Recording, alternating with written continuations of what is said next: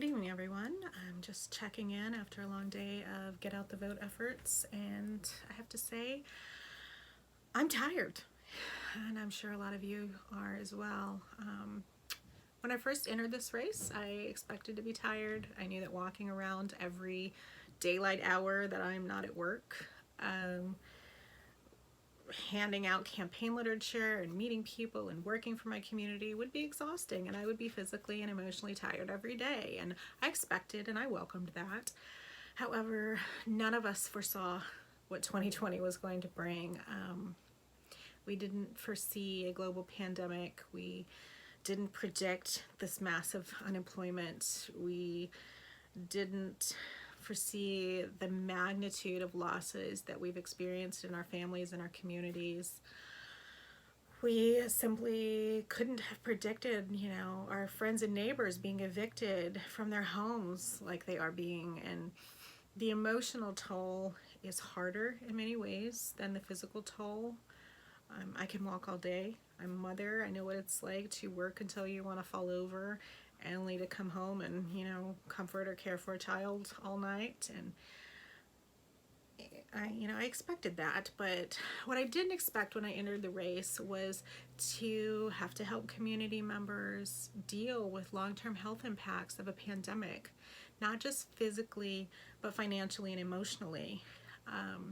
Or to help vulnerable neighbors find ways to cope with prolonged social isolation that is necessary in order to protect their health and their lives. I am thankful for my years of social work experience to be able to help them find resources that I might not otherwise be able to, because unfortunately we are where we are, even though the spread didn't have to get this bad had our leaders acted proactively. And I'm disappointed to know that the incumbent hasn't supported Oklahomans during this time of uncertainty.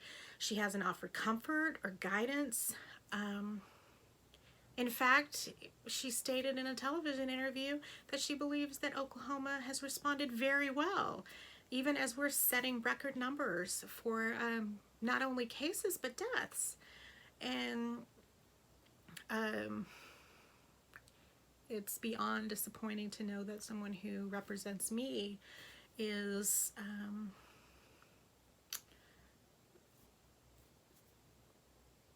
letting us all down in that way.